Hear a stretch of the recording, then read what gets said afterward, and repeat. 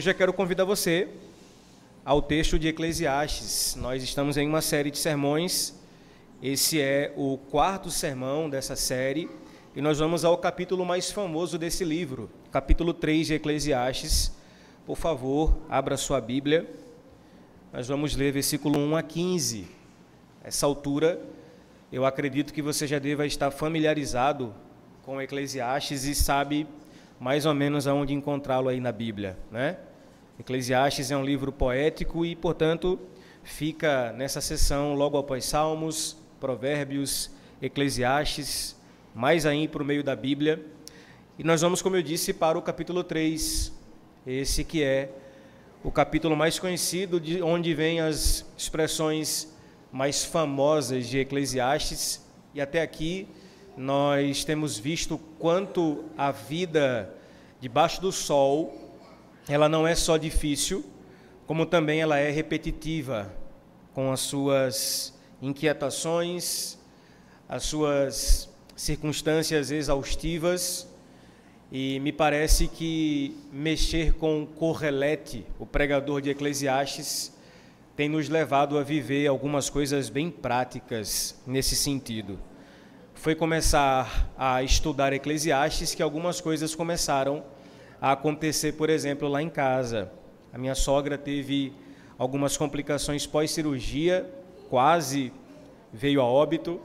Agora, como os irmãos sabem, na última segunda-feira o meu sogro teve 2 infartos e ambos estão lá em casa se cuidando e por isso Thaís não está aqui conosco hoje. E a gente chega muito a essa conclusão de que a vida debaixo do sol, ela é desafiadora. E hoje, Salomão nos levará a esse entendimento sobre o tempo e o desafio que é viver a vida de acordo com o tempo determinado. Vamos ler então, meus irmãos, a palavra do Senhor, Eclesiastes, capítulo 3, nós vamos ler do versículo 1 ao versículo 15. Nos diz assim: a bendita e santa palavra de Deus. Tudo tem o seu tempo determinado, e há tempo para todo propósito debaixo do céu. Há tempo de nascer e tempo de morrer, tempo de plantar e tempo de arrancar o que se plantou, tempo de matar e tempo de curar, tempo de derrubar e tempo de construir, tempo de chorar e tempo de rir, tempo de prantear e tempo de saltar de alegria, tempo de espalhar pedras e tempo de ajuntar pedras, tempo de abraçar e tempo de deixar de abraçar, tempo de procurar e tempo de perder, tempo de guardar e tempo de jogar fora, tempo de rasgar e tempo de costurar, tempo de ficar calado e tempo de falar, tempo de amar e tempo de odiar, tempo de guerra e tempo de paz. Que proveito tem o trabalhador naquilo com que se afadiga? Viu o trabalho que Deus impôs aos filhos dos homens para com ele os afligir. Deus fez tudo formoso no seu devido tempo. Também pôs a eternidade no coração do ser humano, sem que este possa descobrir as obras que Deus fez desde o princípio até o fim. Sei que não há nada melhor para o homem do que alegrar-se e aproveitar a vida ao máximo. Sei também que poder comer, beber e desfrutar o que se conseguiu com todo o trabalho é dom de Deus. Sei que tudo o que Deus faz durará eternamente, sem que nada possa ser acrescentado nem tirado, e que Deus faz isto para que as pessoas o temam. E o que é já foi, e o que será também já foi. Deus fará vir outra vez o que já passou. Vamos a mais uma palavra de oração, irmãos. Nosso Deus amado, diante de Ti e da Tua palavra, nós nos achegamos em reverência. Cremos na Tua palavra, cremos que ela é suficiente para doutrinar-nos acerca daquilo que é eterno e essencial. Nós nos submetemos a ela e rogamos que, mais uma vez, o Senhor fale aos nossos corações de uma forma concisa, clara e poderosa. Essa é a nossa oração, Senhor, por Cristo Jesus. Amém. Há um filme que eu assisti há anos atrás e que essa semana minha esposa me lembrou. E eu creio que muitos de vocês aqui já assistiram. O nome do filme é De Repente 30. Nesse filme conhecemos Gena, uma menina de 13 anos que, como muitos adolescentes dos nossos dias, vive inquieta para chegar à próxima fase da vida, ou seja, a vida adulta. E ela vai olhar para os adultos ao seu redor e imagina que eles vivem a vida perfeita com liberdade, tomando as suas próprias decisões, sem precisar da permissão dos pais para qualquer coisa, e vivem como quiser. Em uma festa de aniversário frustrante, ela vai desejar pular ardentemente os anos para então a fase adulta. No seu pedido, ela pede algo muito simples, que ela acorde com 30 anos, linda, realizada e independente. E aí, surpreendentemente, o seu pedido se realiza. Mas aí logo ela começa a perceber que a vida adulta não é o paraíso que a gente imagina quando criança. Faltam vínculos, sobram responsabilidades e o brilho dos sonhos se apaga rapidamente a partir das pressões e frustrações da vida adulta. Ao pular etapas, Gena não apenas deixou de viver experiências, mas perdeu os processos que moldam o nosso caráter a partir do tempo. Essa narrativa revela para nós algo profundamente humano e interessante. A ansiedade pelo próximo capítulo pode nos levar a vivermos em desacordo com esse fator chamado tempo. Já parou para pensar que crianças sonham em ser adultos? Adultos sonham em voltar a serem crianças. Uma canção famosa aqui no Brasil ficou conhecida por cantar que a gente quer crescer. E quando cresce, quer voltar para o início, porque um joelho ralado dói bem menos que um coração partido. Do mesmo modo, pais esperam que os filhos cresçam logo. Filhos esperam viver sozinho o quanto antes. E nesse movimento, meus irmãos, muitas vezes desprezamos o presente do tempo presente. E como se o tempo fosse apenas um corredor estreito que nos leva até o próximo capítulo, a gente vai ansiando sempre pelo depois. Mas o autor de Eclesiastes, aqui no capítulo 3, interrompe a nossa pressa com uma declaração atemporal. Disse ele no verso 1, para tudo há tempo determinado, e todo o propósito debaixo do céu tem o seu tempo. E nesse texto, portanto, percebemos uma dinâmica bem interessante. Ele vai listar pares de opostos para ilustrar como a vida é breve e como nós devemos viver no tempo. Nascer e morrer, plantar e arrancar, chorar e rir, tudo isso para nos lembrar de uma verdade inescapável. O tempo não está nas nossas mãos, ele é dom e governo de Deus. No verso 11, Salomão coloca o selo teológico nessa realidade e ele diz que tudo Deus fez formoso, belo, no seu devido tempo. Portanto, meus irmãos, não é sobre a nossa pressa, mas o propósito eterno de Deus em nos estabelecer nesse tempo para que vivamos de acordo com a sua vontade. O problema é que, assim como Gena, nós acreditamos que a vida sempre será melhor lá na frente e desprezamos o fator presente. Ao pensar assim, nós acabamos ignorando a beleza do aqui e agora, as lições do agir de Deus para o nosso tempo. Porque, na verdade, meus irmãos, a pressa de controlar a vida é, no fundo, uma declaração de desconfiança no Senhor, que esse sim escreve a nossa história e é Senhor do nosso tempo. Hoje, Correlete, mais uma vez, vai soprar do seu cachimbo teológico verdades indigestas em nossa cara e vai nos mostrar que o tempo é presente de Deus e que, mais do que isso, o Senhor governa cada estação, cada fase e cada tempo da nossa vida, e isso deve nos levar a uma vida de propósito e descanso em qualquer um desse tempo.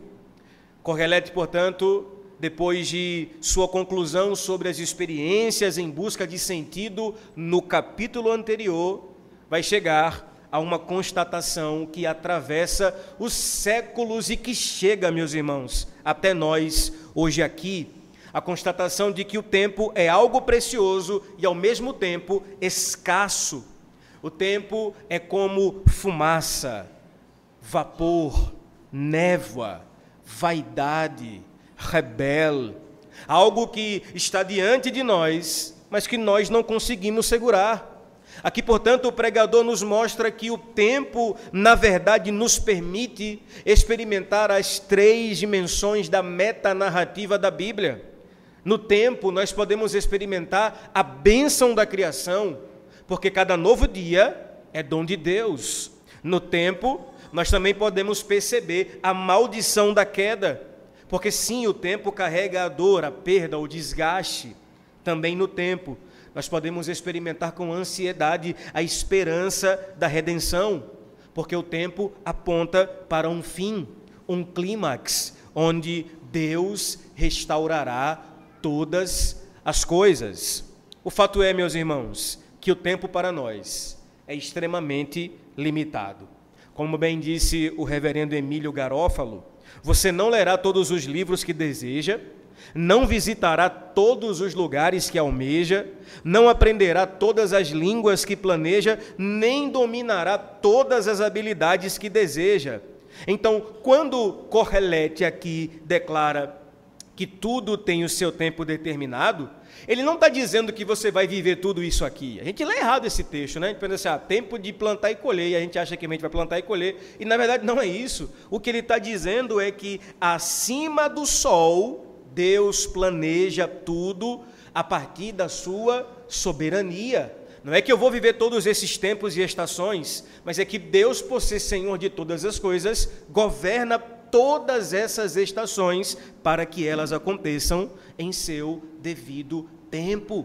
De tal modo, irmãos, que o nosso Deus não é um relojoeiro frio, distante, que apenas regula as engrenagens do relógio, mas Ele é um Pai cuidadoso, que guia a nossa história e que, portanto, projeta o seu tempo para que vivamos de acordo com a sua vontade.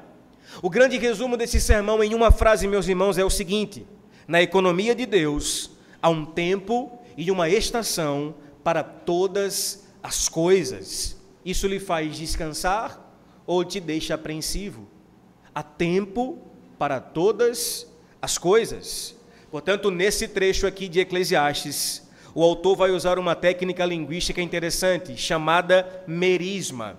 Um merisma é uma técnica que consiste em citar 2 polos para incluir tudo o que está no meio. Por exemplo, quando ele diz tempo de nascer e tempo de morrer, está incluso todo o percurso da vida. Quando ele fala tempo de plantar e tempo de colher, abrange todo o processo de cultivo.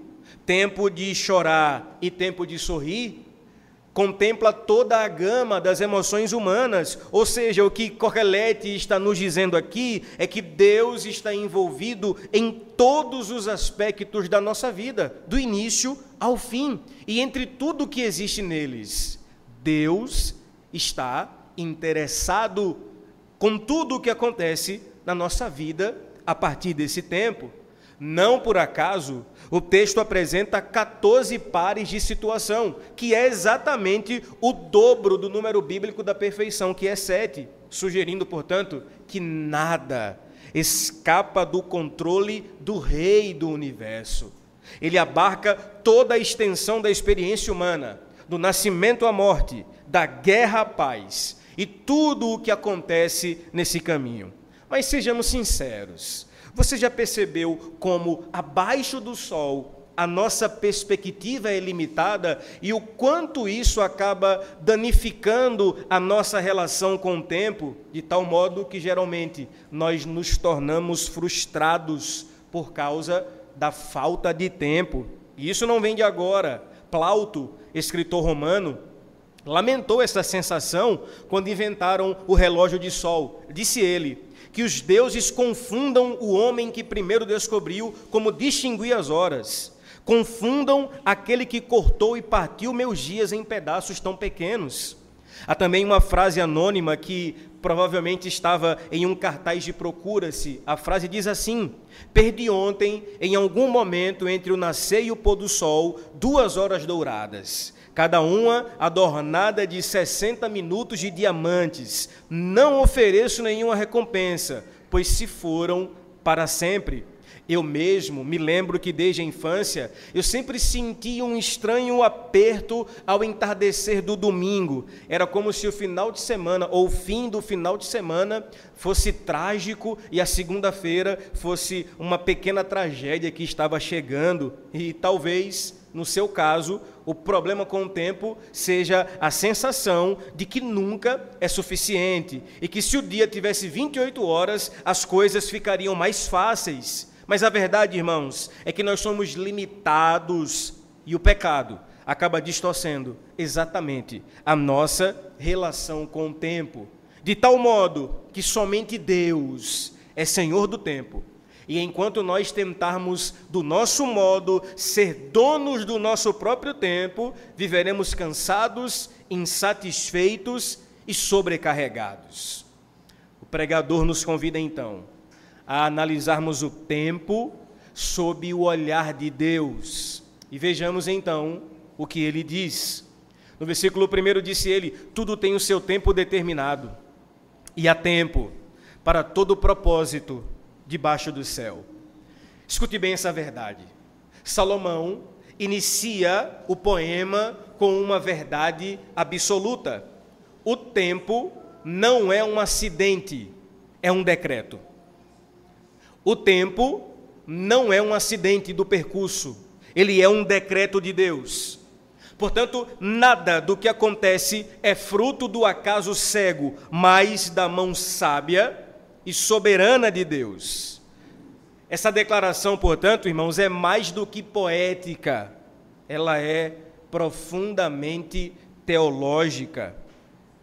Salomão está dizendo aqui que Deus não apenas criou o tempo, mas que Ele governa cada segundo, cada fração de tempo. Isso deve significar para nós, meus irmãos, que cada estação da vida, por mais caótica ou dolorosa que ela pareça, ela já estava no calendário de Deus e não pega a Deus de surpresa. O pregador não está nos dando um convite a um fatalismo, mas um chamado à confiança. Ele vai nos lembrar que debaixo do céu, ou seja, na dimensão terrena, tudo tem seu tempo determinado acima do sol, aonde Deus está, no seu trono. Isso deve nos chocar, irmãos, porque geralmente a gente acha que Deus cuida apenas dos grandes eventos do universo, do cosmos e da galáxia, mas Correlete nos mostra que até os mínimos detalhes, os detalhes mais banais da sua semana foram medidos pela régua de Deus. E isso nos faz viver de modo surpreendente, porque a aplicação imediata aqui é nos lembrar que se de fato tudo tem o seu tempo determinado, então nada deve ser desperdiçado. Você não sentou aí do lado desse irmão à toa. Você não veio hoje aqui a esse culto por acaso. Há um propósito eterno nas palavras de Salomão. Permita-me ir além. Nenhum momento de dor será inútil em sua vida, assim como nenhum instante de alegria será acidental. Tudo isso foi projetado por Deus. O tempo é tecido por Ele, e nós vivemos dentro dessa tapeçaria. A partir do verso 2, Salomão começa a analisar o tempo de uma forma mais detalhada e vai perceber que, sob a perspectiva dos polos, dos extremos, nós temos muitas lições a aprender a partir do tempo. A partir do verso 2 ele fala, acompanhe na sua Bíblia: há tempo de nascer e tempo de morrer, tempo de plantar e tempo de arrancar o que se plantou, tempo de matar e tempo de curar, tempo de derrubar e tempo de construir, tempo de chorar e tempo de rir, tempo de prantear e tempo de saltar de alegria, tempo de espalhar pedras e tempo de ajuntar pedras, tempo de abraçar e tempo de deixar de abraçar, tempo de procurar e tempo de perder, tempo de guardar e tempo de jogar fora, tempo de rasgar e tempo de costurar, tempo de ficar calado e tempo de falar, tempo de amar e tempo de odiar, tempo de guerra e tempo de paz. Salomão está nos lembrando que há tempo para todo propósito debaixo do céu. E nesse trecho nos lembra que a vida é feita de estações e não somos nós quem controlamos o clima ou o tempo. Veja, irmãos, você pode até tentar acelerar a primavera ou segurar o verão, mas estações vêm e vão conforme o tempo determinado por Deus. E acredite, nós vivemos entre extremos que parecem opostos, mas que fazem parte do mesmo plano soberano de Deus. Logo no início, ele vai dizer no verso 2 que há tempo de nascer e tempo de morrer. Sim ou não? Diz também que há tempo de plantar e tempo de arrancar o que se plantou. O nascimento nos lembra que a vida é um presente. A morte nos lembra que a vida é limitada. Philip Ryken, em seu comentário de Eclesiastes, diz que nascer e morrer são dois compromissos inevitáveis que todos nós iremos experimentar. Nós não marcamos nenhum deles, mas ambos estão confirmados. É ou não é? A gente já nasce com prazo de validade. Como diria Chicó, um dia todo mundo se encontrará com o único mal irremediável, aquilo que iguala o nosso destino sobre a terra, porque nas suas palavras, tudo que é vivo morre. Entre esses dois compromissos, há incontáveis momentos em que plantamos, colhemos, começamos, terminamos. Alguns ciclos são doces, outros são dolorosos. Salomão, portanto, descreve a vida como uma dança entre contrastes inevitáveis. Ferida e cura, sucesso e fracasso, lágrimas e riso, pranto e dança. Entre matar e curar, aprendemos que o perdão é o bálsamo que fecha as feridas. Entre derrubar e construir, descobrimos que quem tem Deus por alicerce sempre permanece. Há tempo de chorar, sim ou não? Mas também há tempo de rir. E ambos são legítimos quando vividos diante de Deus. O nosso sorriso, irmãos, não é fabricado e o nosso choro não é vergonha. Há tempo de rir e tempo de chorar. O salmista disse que o choro pode durar uma noite, mas a alegria vem pela manhã. Chorar também é legítimo. O problema é que a gente aprende desde cedo que quem tem Jesus gosta de cantar. Está sempre sorrindo até quando não dá. E acredite, irmão, na verdade, quem tem Jesus, sim, vai sorrir, vai cantar, mas também vai chorar quando não der. E não há problema nisso, porque a Bíblia diz que há tempo de chorar e há tempo de sorrir. Salomão ainda fala que há tempo de espalhar pedras e de ajuntar pedras. Essa expressão na poesia hebraica faz menção às pedras do altar do sacrifício, que eram juntadas para a adoração e espalhadas ao final dele. Isso nos lembra, irmãos, que a fé vive nessa oscilação, às vezes juntando e às vezes espalhando. Nem sempre, acredite, nem sempre a sua fé será medida por sentimento. Nem sempre você terá vontade de dizer glória a Deus aqui no culto. Nem sempre você vai se arrepiar aqui sentindo a presença de Deus. Mas a Bíblia diz que o importante nisso tudo não é sentir, é saber. O Salmo 46:10 diz: aquietai-vos e sabei que eu sou Deus. Quem sabe, mesmo sem sentir, sabe que Deus está presente, mesmo em tempos de silêncio. Abraçar e deixar, ou abraçar e deixar de abraçar, nos ensina que até a distância pode amadurecer o coração.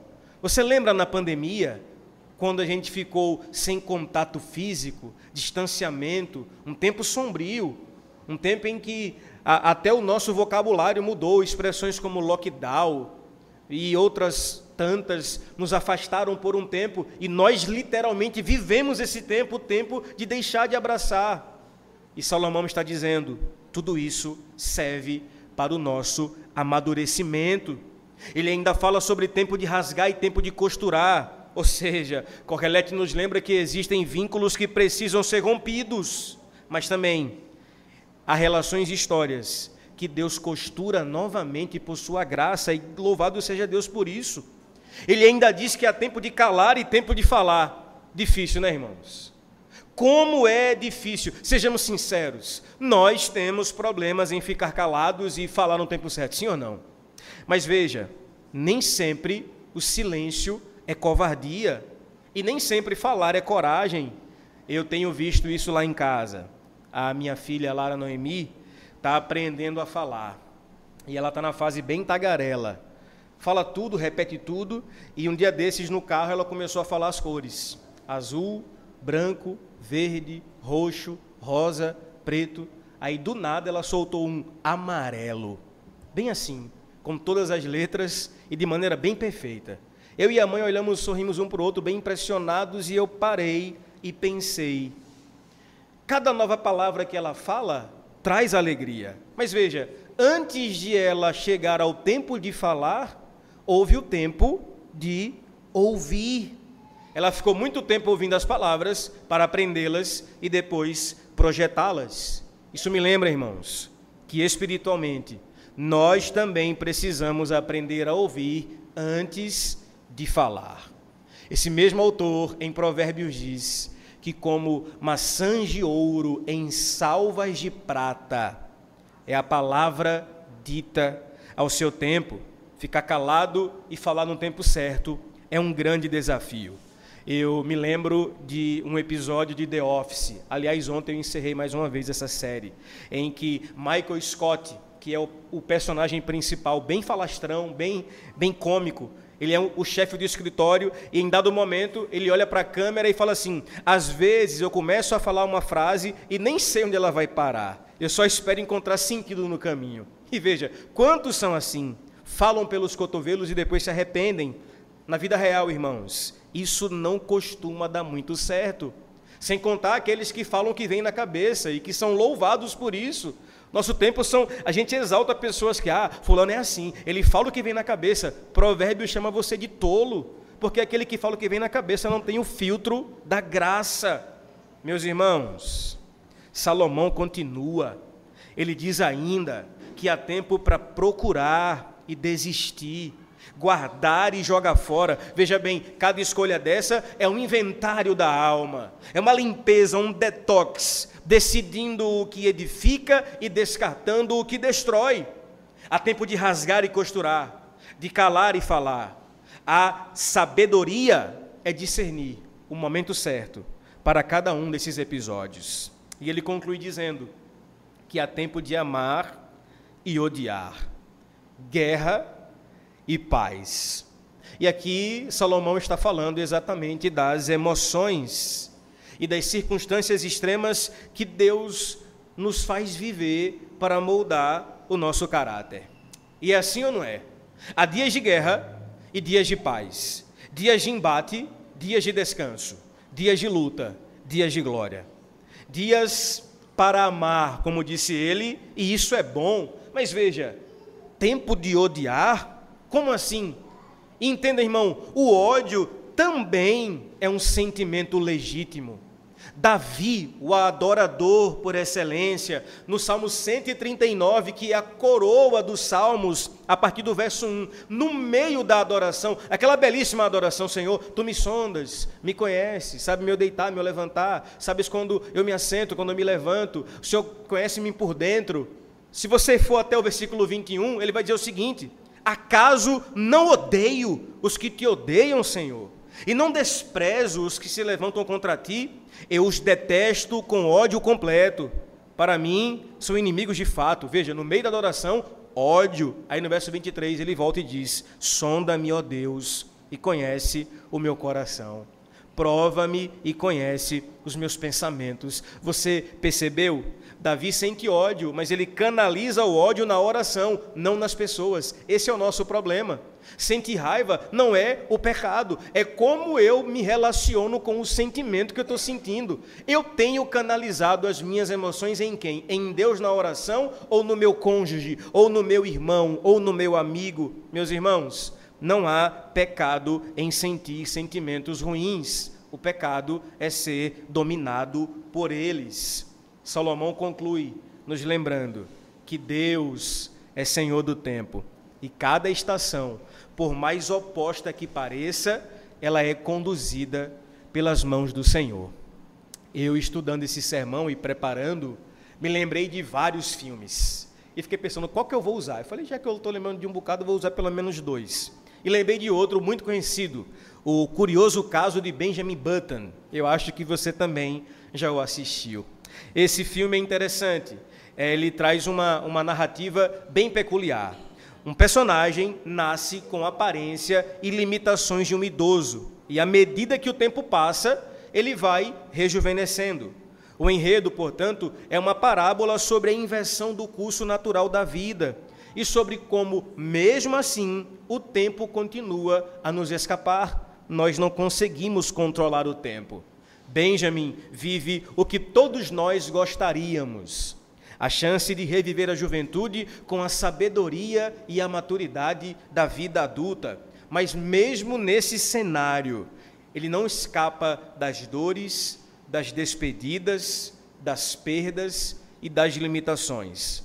A lição é que não importa se o tempo corre para frente ou para trás, ele continua sendo um rio que não conseguimos deter. E isso, irmãos, nos conduz ao próximo ponto do sermão, onde Salomão nos apresenta que Deus colocou a eternidade no coração do homem. Ou seja, nós fomos feitos para algo que vai além deste relógio, desse tempo, para uma vida que ultrapassa a contagem dos nossos dias. De modo que depois de analisar cada parte do tempo e as suas estações, Kohelet agora se volta para nós e pergunta: e aí?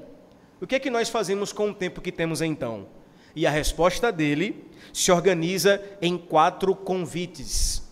O primeiro vai do verso 9 a 10, trabalhar.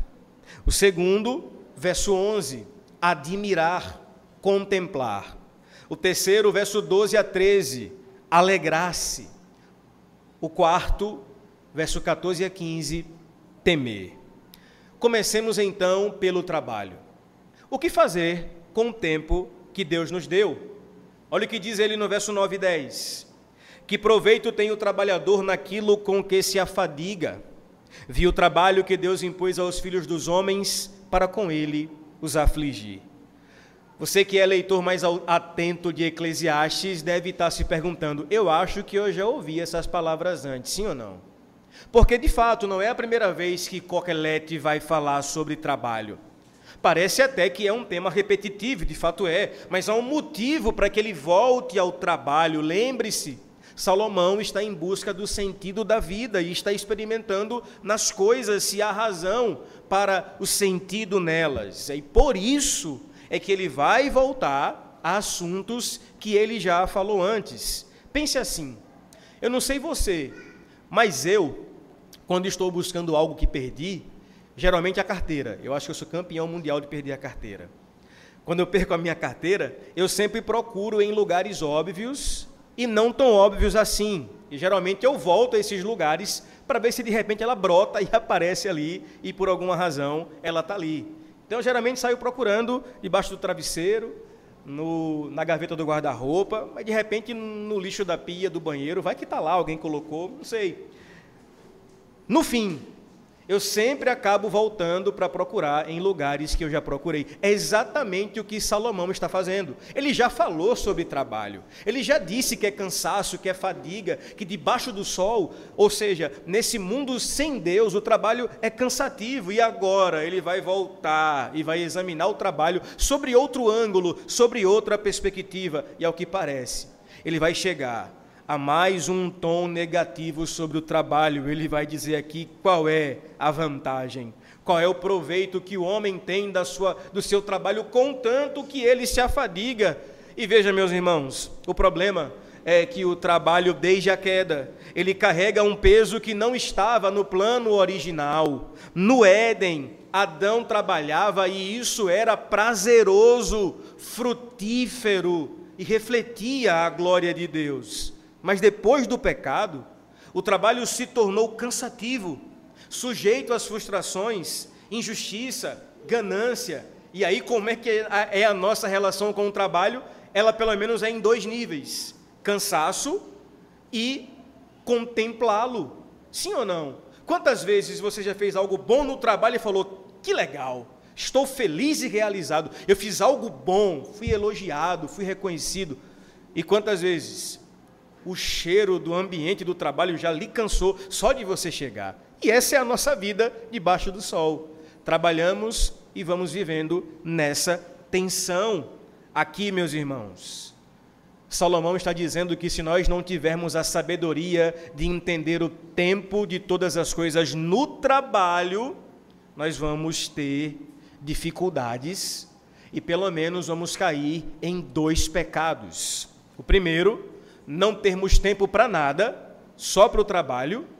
Ou o segundo, não termos tempo para trabalhar, só para diversão. Ambos são pecados. Portanto, é necessário ter sabedoria bíblica para dar ao trabalho o tempo que ele merece. E está na Bíblia. Disse Deus, 6 dias trabalharás e no 7º você dá para mim. Você descansa e adora. Não administrar o tempo desse modo, acredite, querido, é se frustrar, é fazer a pergunta que Corelete fez: que proveito tem o homem do trabalho que ele tanto se afadiga debaixo do sol? A segunda maneira para desfrutar o tempo nessa vida é admirar, contemplar. Olha o verso 11, por favor, redobre a sua atenção e leia com atenção o verso 11. Disse ele, Deus fez tudo formoso no seu devido tempo. Também pôs a eternidade no coração do ser humano, sem que esse possa descobrir as obras que Deus fez, desde o princípio até o fim. Acredite, irmãos, você está diante de uma das afirmações mais profundas de toda a Escritura. Aqui temos 2 movimentos. Primeiro, Salomão nos convida a fazer as pazes com o tempo, porque disse ele que Deus fez tudo formoso ao seu tempo. Depois, ele revela o anseio mais profundo do ser humano, o desejo pela eternidade. Analise essa proposta. Salomão nos convida a fazer as pazes com o tempo. Quando ele afirma que Deus fez tudo formoso ao seu tempo, ele está respondendo à etapa anterior, ao trecho anterior. Ele está dizendo agora que entre nascer, morrer, plantar, colher, chorar, sorrir, guerrear e viver em paz, tudo foi projetado e conduzido pelo seu eterno poder. Não há evento, irmãos, fora do cronograma de Deus. Eu me lembro que um irmão um dia desses falou para mim, pastor, eu queria ter conhecido Jesus antes. Eu falei, eu também, mas Gálatas 2 diz que o Senhor nos escolheu desde o ventre da nossa mãe, mas ao seu tempo, Ele resolveu se revelar a nós. Como diz o ditado antigo, Deus não se atrasa, e tudo acontece no seu devido tempo. Isso deve trazer paz ao nosso coração. Não importa a fase da vida que você esteja passando, querido e querida, o que você vive hoje foi projetado na eternidade. Philip Ryken diz o seguinte, olha que tremendo, é nesse sentido que podemos dizer que a cronologia de Deus é bonita. Não importa quando Deus faça algo, Ele sempre o faz na hora certa.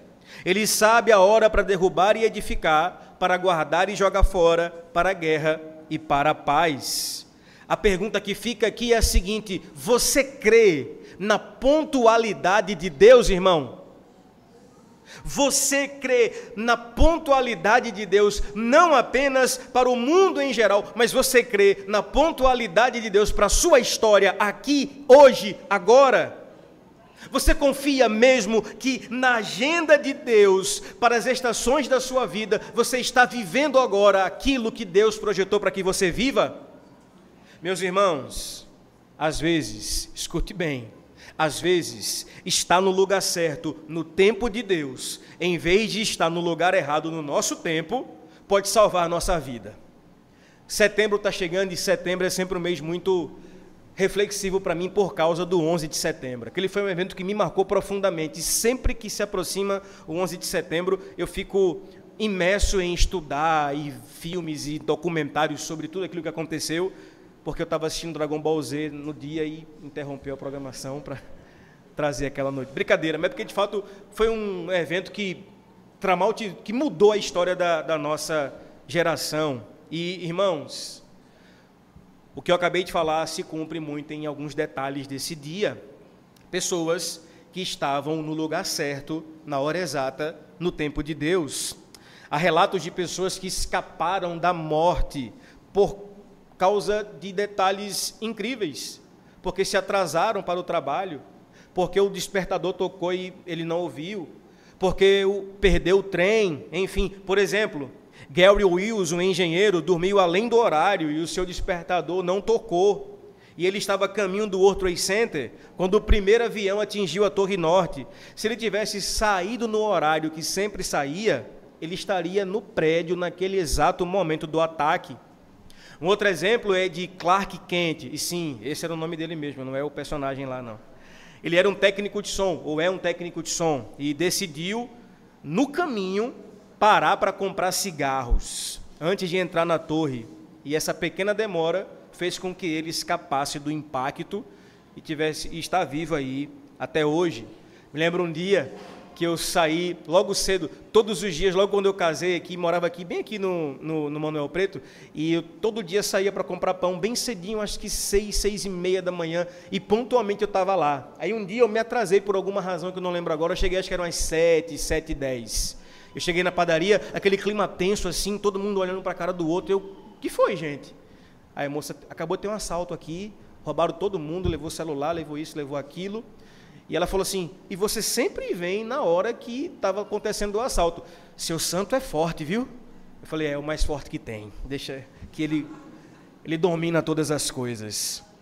Irmãos, para nós, tudo isso pode parecer atraso. Para Deus, é tempo perfeito. Portanto, ao invés de insistir que tudo aconteça na sua agenda, aprenda a confiar na agenda de Deus. Posso ouvir um amém? Amém.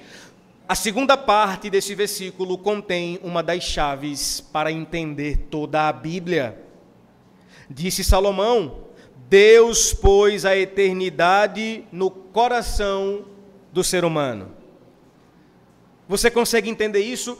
Deus colocou a eternidade no coração do ser humano. Em outras palavras, nós nascemos com uma saudade de um outro mundo, de uma outra vida que está além do nosso tempo limitado, mortal.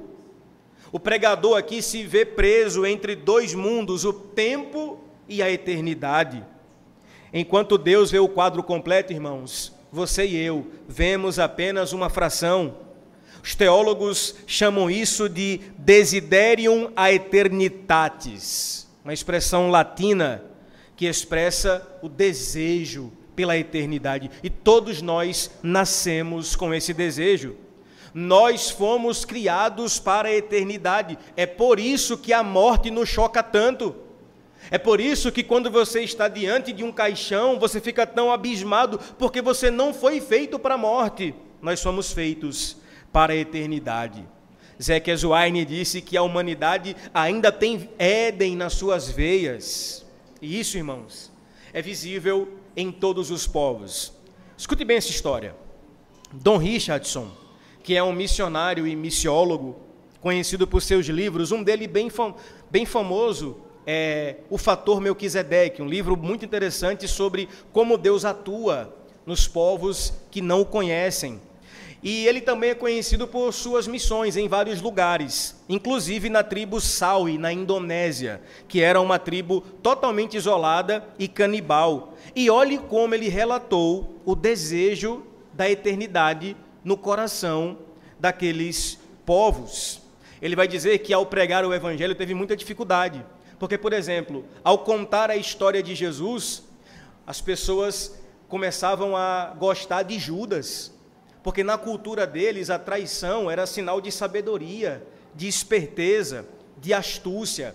Até que um dia as tribos começaram a se guerrear e os missionários decidiram ir embora. Eles falaram, não dá para ficar aqui em guerra.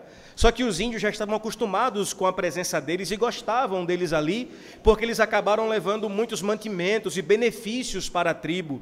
Aí eles selaram a paz. E quando a paz precisou ser selada, um ritual entre as tribos mudou tudo. Olha que interessante. Um bebê era entregue à tribo inimiga como sinal de paz. Aí, Don Richardson percebeu que essa era um ponto de contato para pregar o evangelho, porque foi aí que ele afirmou àqueles indígenas que o próprio Deus fez o mesmo, entregou o seu filho, para que nós tenhamos paz com ele. Veja, meus irmãos, mesmo povos não alcançados carregam no coração esse eco da eternidade, ainda que distorcido pelo pecado. E é aqui que está o problema, porque geralmente nós tentamos preencher esse vazio pela eternidade com coisas criadas. Transformamos dons em Deus, em ídolos. Buscamos transcendência em relacionamentos, carreira, arte, ciência, beleza, mas tudo isso sem Deus, e é aí que criamos os nossos falsos evangelhos. Meus irmãos, C.S. Lewis, um ex-ateu, no seu processo de conversão, disse algo tremendo. Olha o que ele vai dizer: se eu encontrar dentro de mim um desejo que nenhuma experiência desse mundo possa satisfazer, a explicação mais provável é que eu fui feito para outro mundo. Você entende isso? Olha o que ele disse. Se eu procurar nesse mundo, como Salomão fez, experiências que me completem, que me satisfaçam totalmente, e eu não tenho esse senso de completude, a única lógica é que eu fui feito para outro mundo. Acredite, irmão, você foi feito para outro mundo. Isso aqui é só um prelúdio, isso aqui é só um anúncio de um mundo maior e melhor. É por isso que você experimenta das coisas boas desse mundo e elas não te satisfazem, porque elas apontam para algo infinitamente maior. Há uma âncora que nos prende a Deus, irmãos, e essa âncora é a eternidade. Você foi feito para ela. Portanto, se lembre, no nosso tempo, vivemos entre o já e o ainda não. Já experimentamos o reino de Deus, mas ainda não em sua plenitude. Até lá, nós vamos nos resolvendo com o tempo, sabendo que ele foi projetado por Deus. E o que fazemos então? Salomão responde no verso 12 e 13. Alegre-se. Amém, irmãos? Alegre-se, olha o que ele vai dizer. Sei que não há coisa melhor para o homem do que alegrar-se e fazer o bem enquanto vive.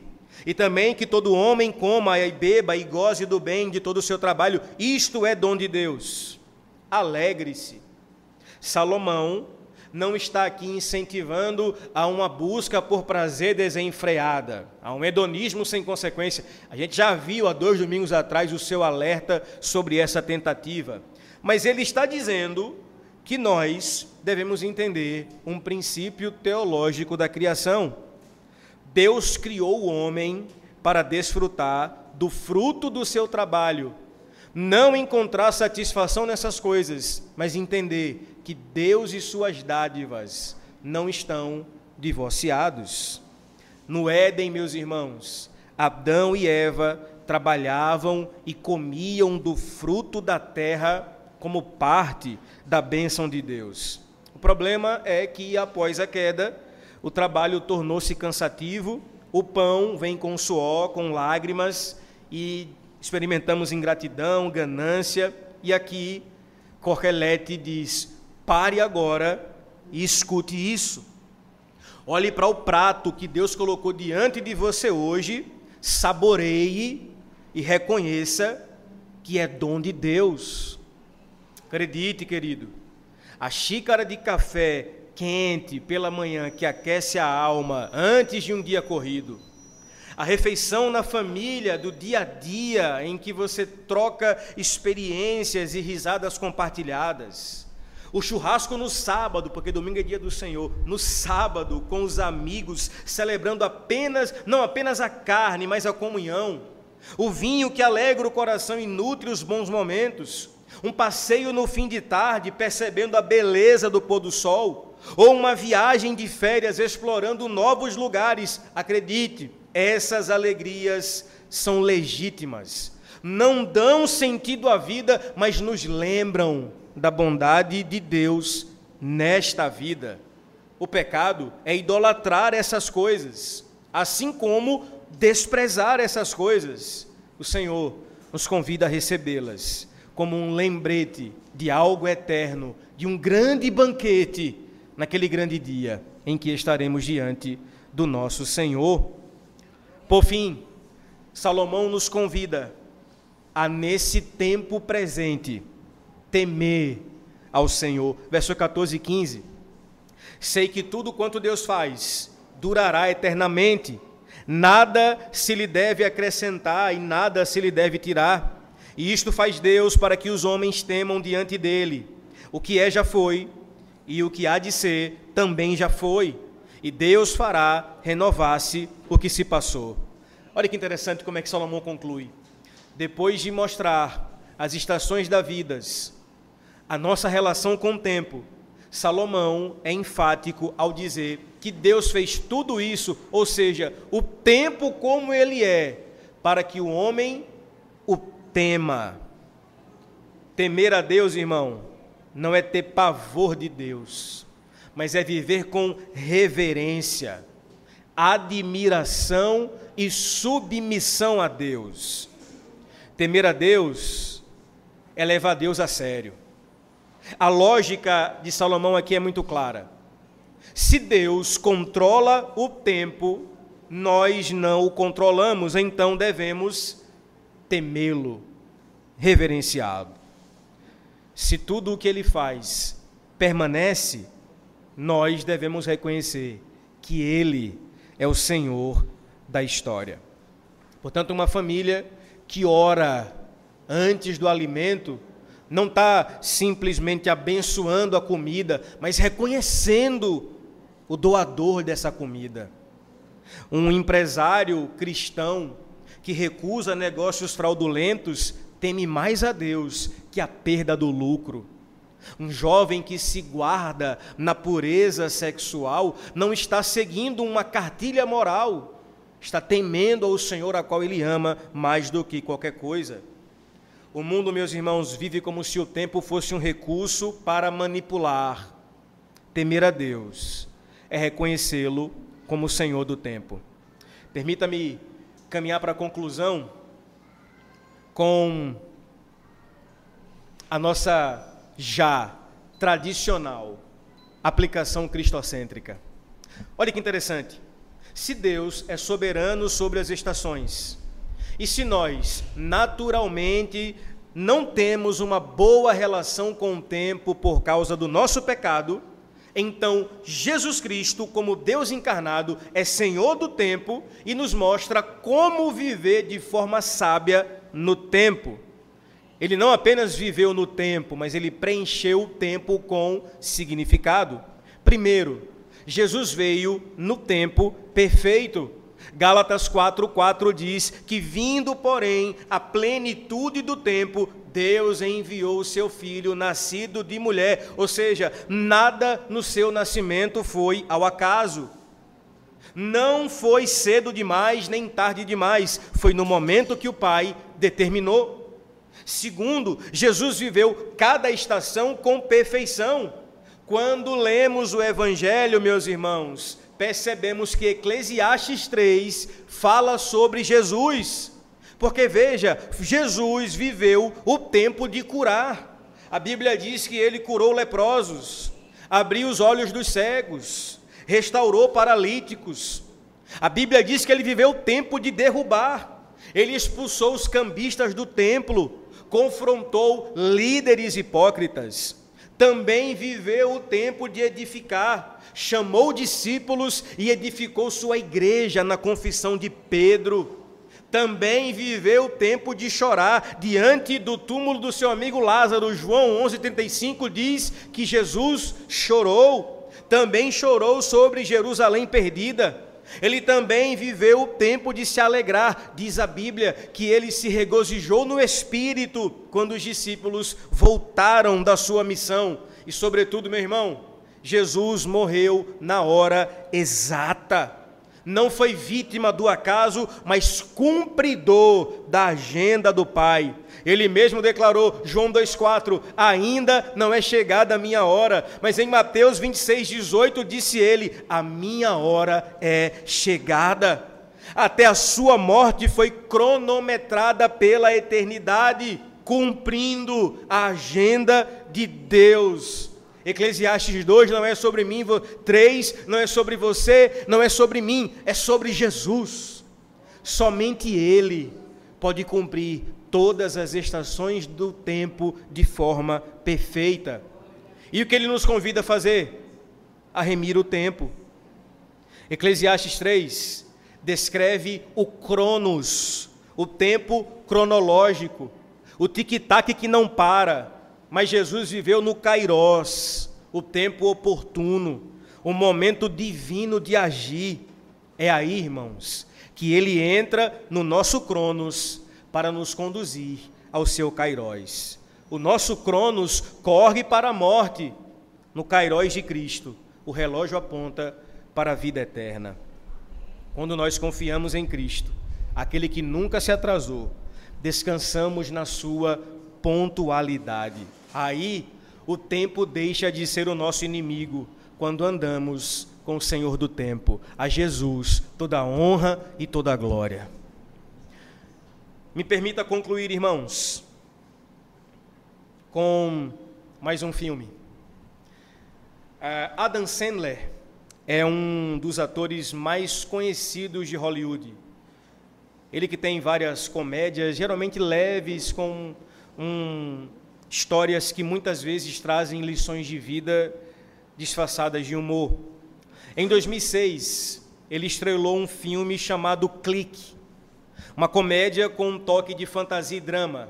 No filme, ele vive Michael Newman, um homem obcecado pelo trabalho, pelo sucesso profissional. E Michael vive dizendo que está ocupado demais agora, mas que quando as coisas se acalmarem, vai dar mais tempo à esposa e aos filhos. É a promessa que nunca se cumpre.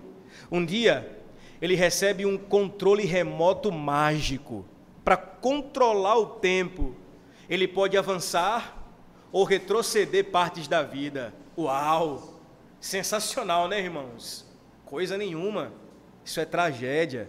Porque no começo, até parece divertido. Ele pula brigas, reuniões chatas, momentos de espera, mas aos poucos começa a pular conversas com a família, fases difíceis que vão moldar o seu caráter e até momentos simples que mais tarde ele ia perceber que eram preciosos.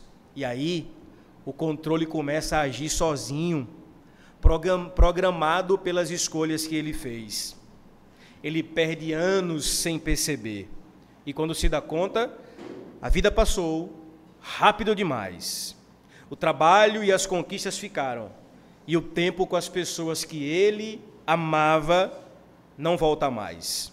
O final do filme é um alerta para nós. Não podemos avançar ou pular partes da vida sem pagar um preço. Jesus veio, irmão, para nos dar paz com Deus, inclusive no nosso tempo. Jesus veio, repito, para nos reconciliar com Deus e nos dar paz com Deus e para que tenhamos paz também no fator tempo. Meus irmãos, o Evangelho nos lembra que o Senhor Jesus entrou no nosso tempo, viveu entre nós, redimiu cada segundo, para que a gente não viva no piloto automático ou tentando pular de fase com um controle remoto. Na verdade, Jesus veio para que a gente aprenda a descansar no seu tempo e para que vivamos para a sua glória. Como disse o próprio pregador, Deus fez tudo apropriado ao seu tempo. Amém? Vamos orar. Vamos descansar no tempo de Deus. Deus amado e bendito, nós te louvamos pela dádiva de Eclesiastes. Eu não me canso de agradecer por esse livro, pelas porções reveladas da tua Escritura, revelação máxima para nós que é Cristo Jesus. Obrigado por nos ensinar dia a dia a como viver o tempo de acordo com a tua bondade e graça. Essa vida debaixo do sol, ela é, de fato, inquietante, por vezes frustrante, e a nossa relação com o tempo é um retrato disso. Nós queremos, então, sob a pessoa de Jesus, descansar o nosso coração. Nos dá paz e alegria na alma para viver em conformidade com o seu tempo. Essa é a nossa oração. Por Cristo Jesus. Amém. E graças a Deus. Queridos, cantemos ao Senhor.